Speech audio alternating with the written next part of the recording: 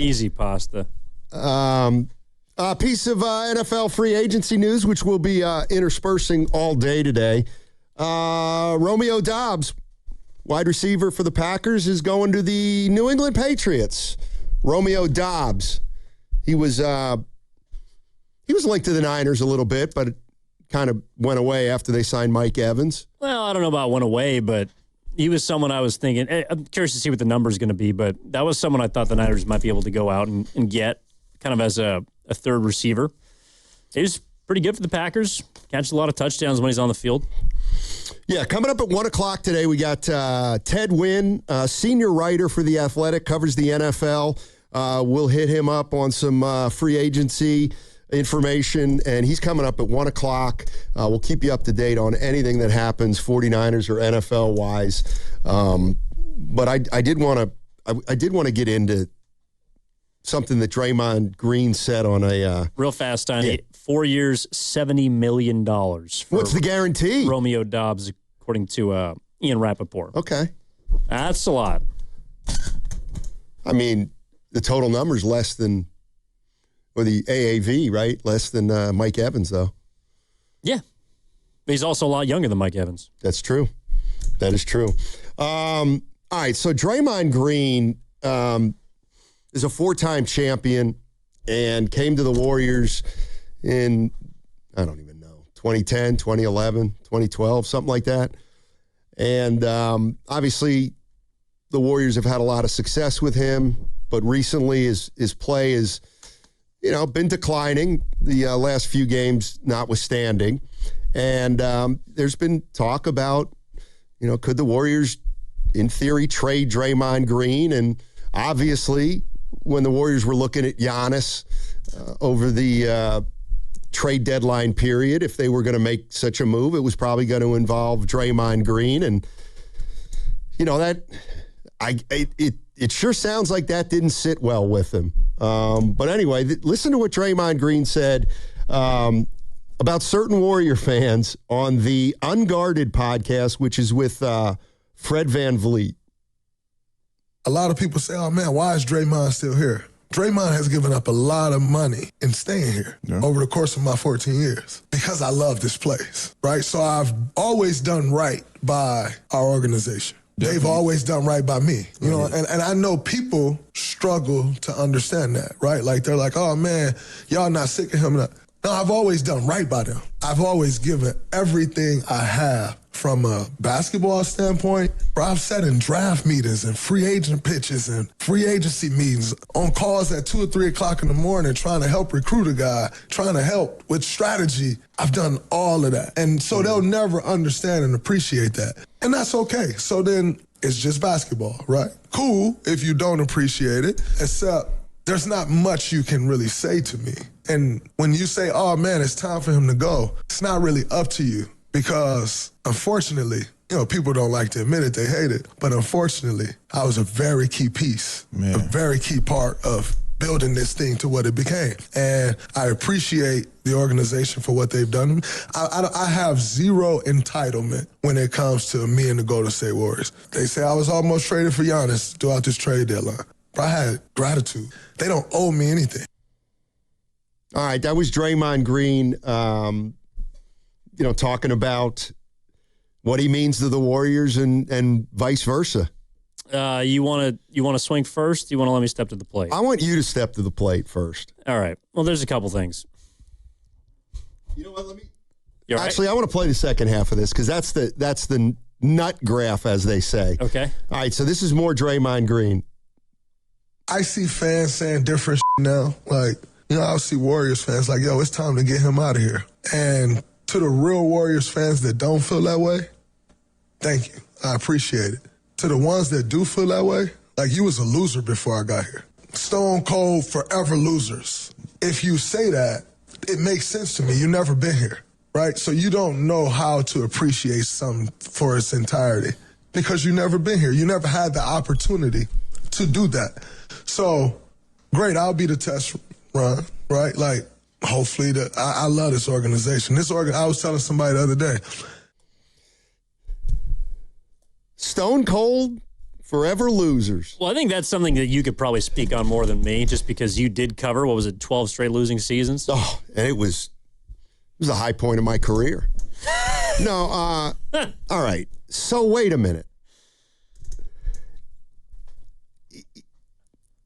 If you're a Warrior fan who loves the Warriors and wants to see them do well, and you've come to a decision in your mind that maybe it would be best to move off Draymond Green, you're a loser? Like that to me is what it sounds like. Like it's almost like he's taking it personally, and the reality of the situation is, no, Draymond, you're just not playing, as well as we need you to play, and maybe it's time to look in another direction. But like this idea that the fan, it's just why would he say that? I guess is my question. Because he's hearing it. He's hearing it from you. He's hearing it from Goo. He's hearing it from me. He's hearing it from everybody. Draymond, you're washed. Draymond, you're cooked. Draymond, you're not this. You're not that. Which, by the way, is not completely inaccurate. I mean, I do think that Draymond is owed something in regards to his contributions to this franchise, but that was a 4-year, $100 million deal that you're not going to be able to return, that you're not going to be able to cash in on in terms of production. Draymond's point about he's taken less, I think some of that is fair. If you go look at his last big deal prior to this one and Klay Thompson's, for example, Klay Thompson made about $15 million per year more than Draymond Green. And a lot of people, depending on the year, would go back and forth in saying who was the better player or bigger contributor to championships. That said, there's no way in hell you can tell me that Draymond has that he has made himself, I guess what I'm trying to say, that this contract he has fulfilled. He is not a $25 million player right now. And he won't be a 27.5 or whatever it increases to $1 million player next year. So I would say the Warriors have done right by you.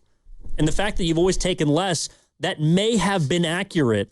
But what people are saying is all of those things that you're throwing in our faces about being losers and not understanding what you're contributing to the franchise and how you just don't get it.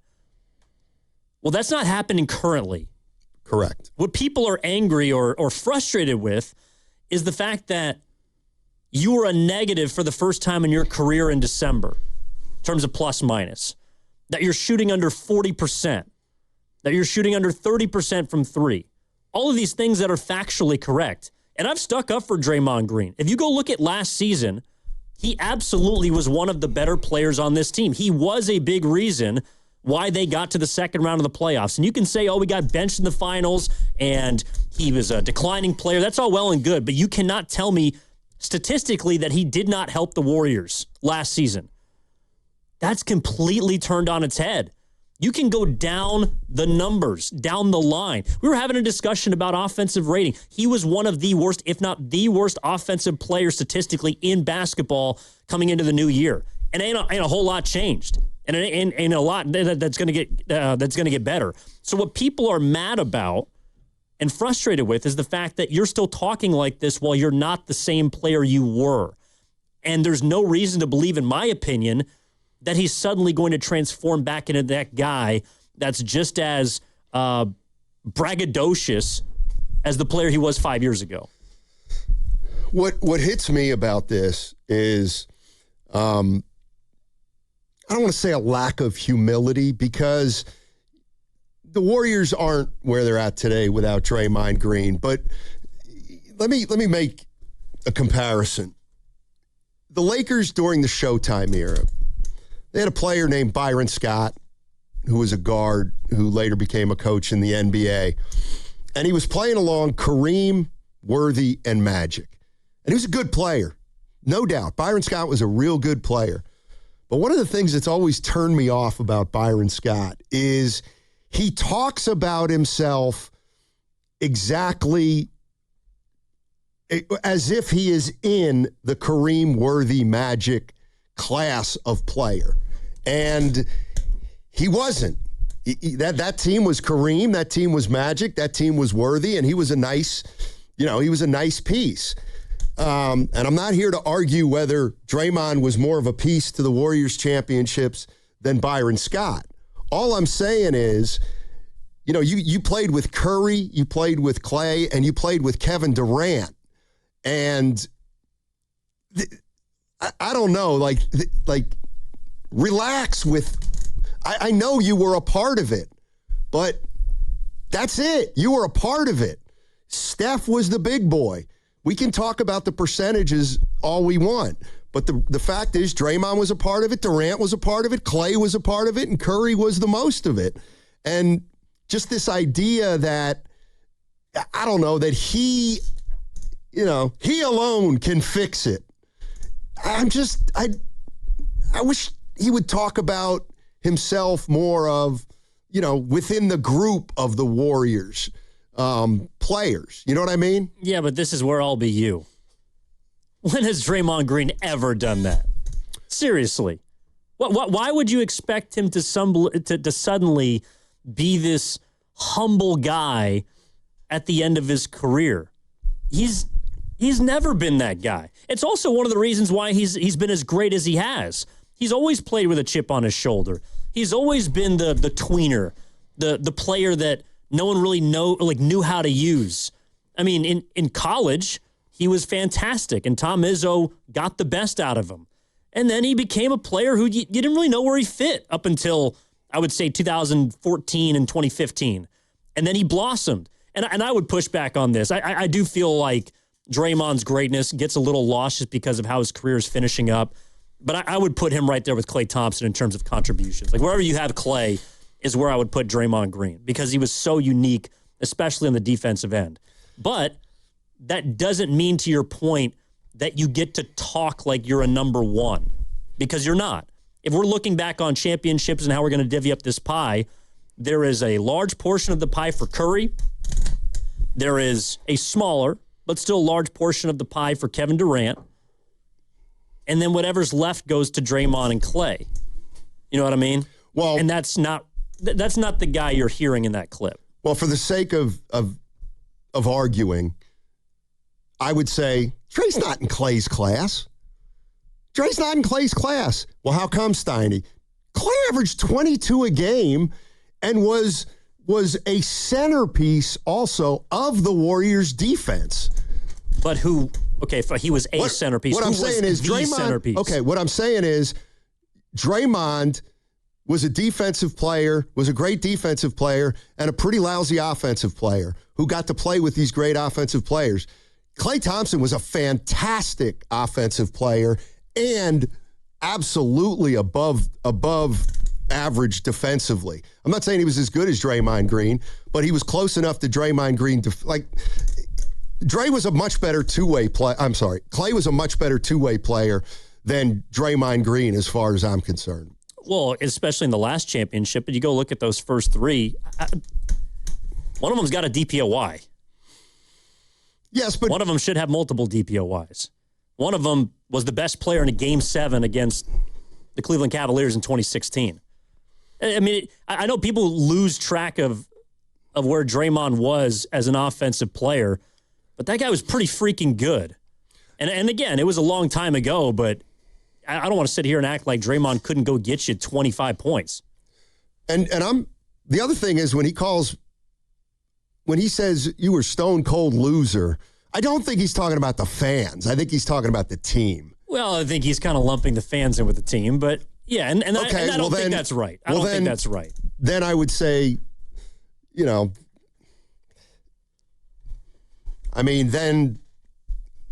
that's just not a smart thing to say.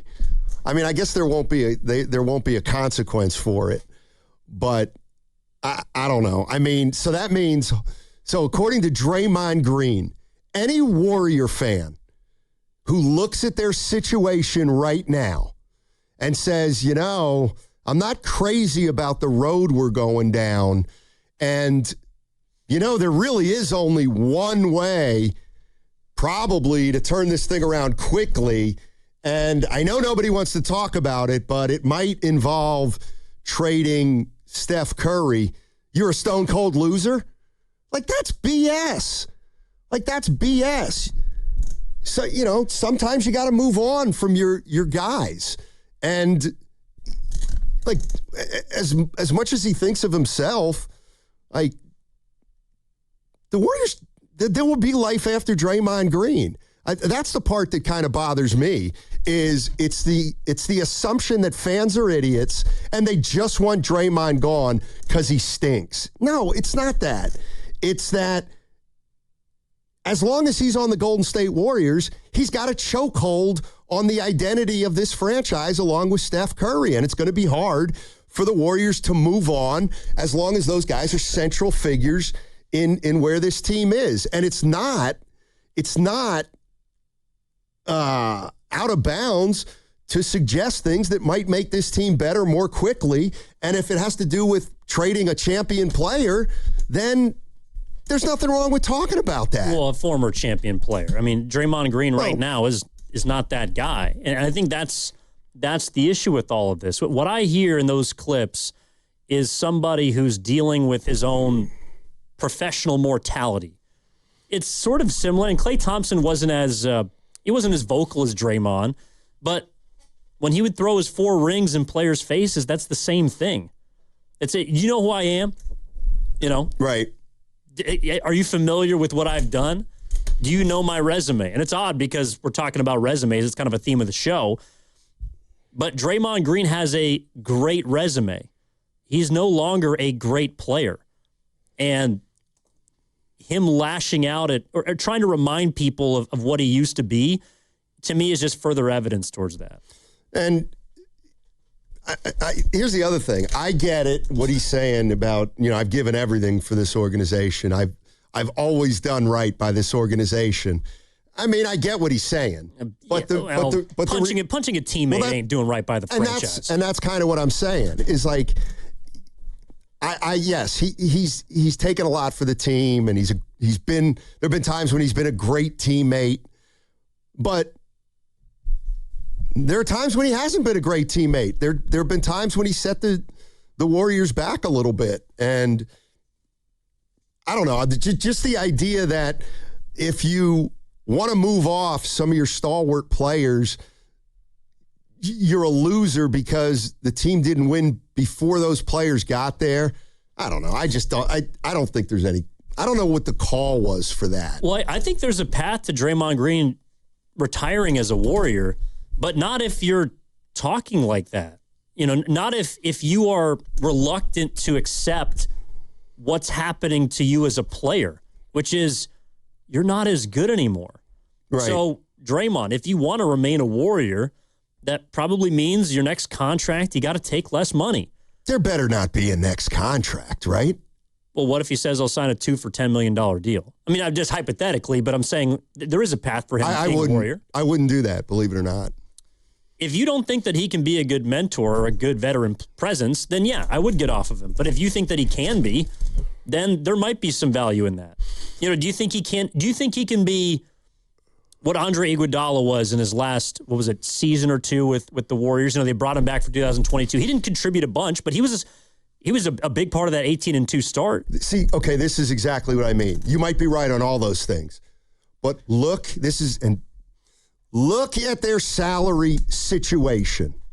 I would rather have Draymond here one more year and get him off the books as opposed to leak into 2027, and even if it's $10, $12, $14 million, that's money that is not assigned to that year yet. And our move and the position we've put ourselves in has been to give us maximum flexibility in 2027. And I know it's not a ton of money, but if Draymond's on the books for 10, 12 million, then you can't, so then Draymond will still be on the team in 2 years as this team absolutely changes its personnel, its character, and probably its approach. Okay, am I a hater if I say I don't really want Draymond around for the next iteration? He's already he's impacted the young guys who will be here, and I'm not sure we need him here for the new guys who come in. Who are the new guys? Well, whoever they sign. Like whoever they use, like if they have money at the end of next year and they sign a couple free agents, no, I don't want him to come onto a team with Draymond here at the end of his career. See, I wouldn't mind if Draymond was willing to take a back seat to all of that. And I think that's what that's what I hope he's figured out this season, is that his role must be relegated. And I don't know if does that mean starting? I don't know. Does that mean closing? I don't know. But when Draymond plays, and I know he's been exposed a bit because he's not alongside Steph, but when he plays 30 minutes, I feel like the Warriors are in trouble. And it's because, to be fair, they don't have a ton of other options, right? He's got to be out there and he's got to give his all because he's playing alongside Santos and Horford wasn't available last night. He's got to do that. And I respect him being willing to play back-to-backs. But if we're looking at next season, they cannot be as reliant on Draymond Green as they have this season and last season. They just can't. Otherwise, I don't have much faith in this team doing much. All right, 888-957-9570 is the number. I'll play that again on the other side, if for no other reason than it didn't sound like to me he called the fans losers, but the way he said it was a little bit unusual, and I do think it was kind of pointed at the fans who were saying enough is enough of Draymond. I think he's also underestimating the impact, the negative impact that he's had over the years with fans. And it feels like he just wants everybody to overlook, some of the trouble spots as opposed to focusing on the championships. All right. Hey, who wants to go to a soccer game? Bay FC fans. It's the first California rivalry match of the season on March 21st when Bay FC hosts Angel City at PayPal Park, and you've got a chance to win a pair of tickets courtesy of Bay FC, but you've got to keep it locked to Steiny and Goo all week long. So when you hear your cue to call in, all you have to do is be caller number 5 to the contest line at 415-523-4652, and you will score tickets. For more info, visit 957 The Game.